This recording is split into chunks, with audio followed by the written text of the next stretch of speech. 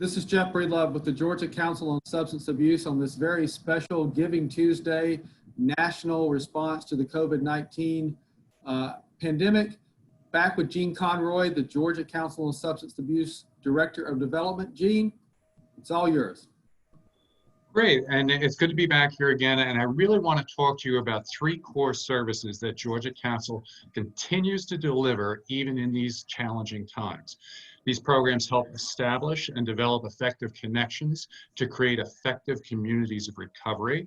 They broaden and deepen peer recovery support services throughout the state, and they break down the barriers to recovery created by stigma and labeling.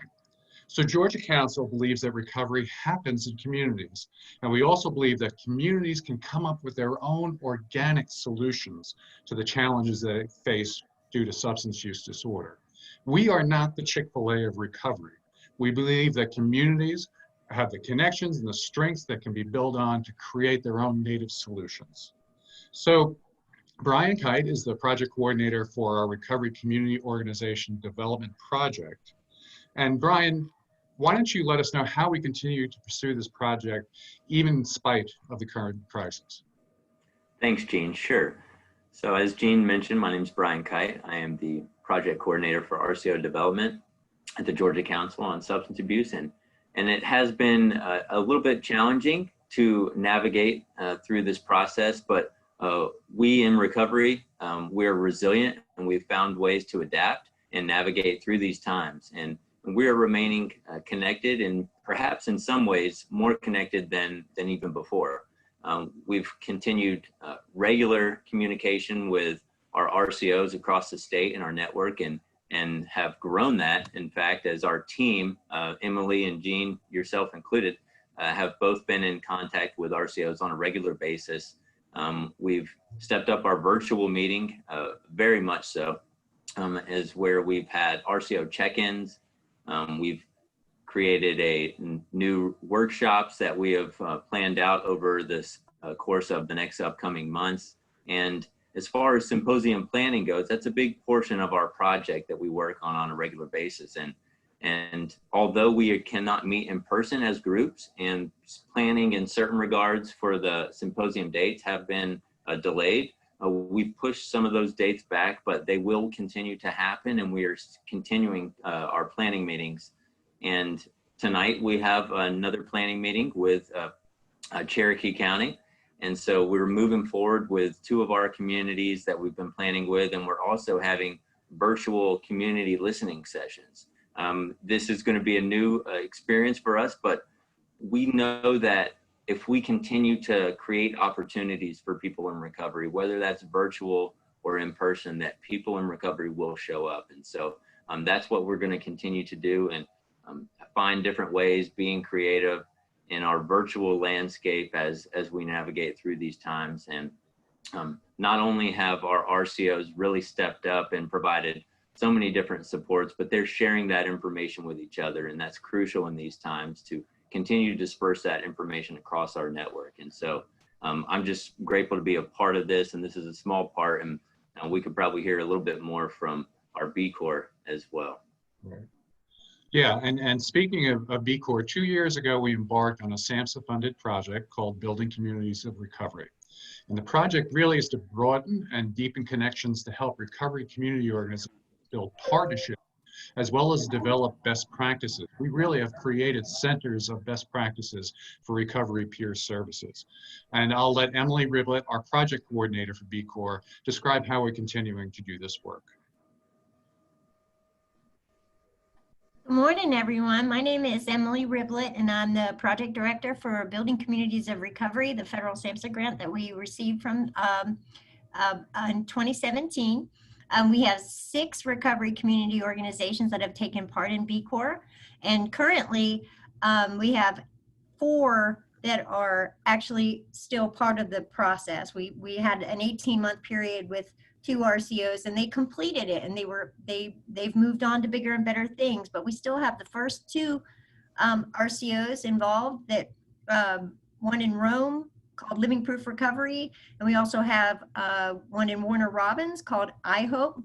We also have cohort number 3, which is two RCOs. One is in Jessup, Georgia, called Face to Face Recovery. And then we also have Reboot Jackson, which is in Jefferson, Georgia.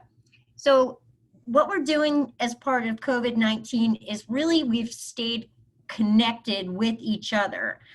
They continue to mentor each other and work with each other and guide each other along the process. And Georgia Council is there to help facilitate trainings as part of the BCorps grant.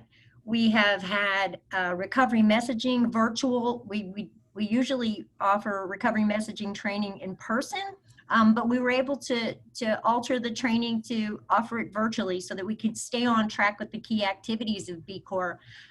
Cohort 3 is also doing part of their Wilder trainings right now. And the Wilder review is a review of collaborations that are working well in the community for each one of these RCOs. And so we had one of those Wilder meetings this morning. It was fantastic. The feedback was amazing. And then we'll have another one today. We had Face-to-Face's Wilder review, and then tomorrow we will have Reboot Jackson's review. They're also working towards offering some other additional trainings. Hopefully, speaking of Jeff, recovery advocacy, we spoke about that this morning. We're going to fill you in on that in a little while, but they'd like to move forward with some recovery advocacy trainings. So they're moving forward and they're adapting to COVID-19 the best way that they can, and they're offering what they can. They're really reaching out into their communities and adapting very well to the situation. So That's great, Emily. That's wonderful. Thank you. And thank you for doing what you guys are doing. The last project I want to talk about is our new staff orientation project.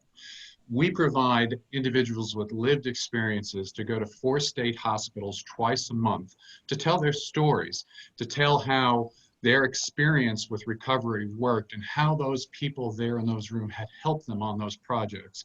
Because a lot of people who attend these orientations really don't see the end product of their work because they're at the acute stage, the tip of the spear. So now they can see somebody with lived experience who says, you know what you're doing is great and it helped me recover. And we also talk about stigma and labeling. Individuals are called individuals. They're not called their disorder or their dysfunction, their disability, or their disorder. They are individuals. So this is what we emphasize to break down stigma and labeling and then start breaking down those barriers to recovery. So we have at least 10 individuals who go out to those state hospitals twice a month to bring that message of recovery and hope, and we still continue to do that virtually. So we're very happy to do that. So thank you all for your work. And Jeff, I'm going to hand it right back to you. Jean, Emily, and Brian, thank you all so much for taking time out of your busy schedules today on Giving Tuesday to share with the viewers the important work that the 3 of you do in service to the Georgia recovery community. I've had the opportunity to visit so many of the RCOs across our state. They're there on the front lines every day, 365 days a year, before COVID, during COVID, and they'll be there after COVID. But I think, is so important is that our viewers get to see the 3 of you. You work tirelessly behind the scenes on behalf of our great RCOs. Thank you each for your individual leadership and collectively for what you do for recovery. If you're watching this and you're in a position to donate, we would be thankful if you would go on our website, on our social media platforms on this special Giving Tuesday, the national response to COVID-19, and give as you're able in support of the Georgia Council on Substance Abuse. Any donation from $1 up makes a big difference. It's a blessing to us. And as we always say, recovery is real. Thank you.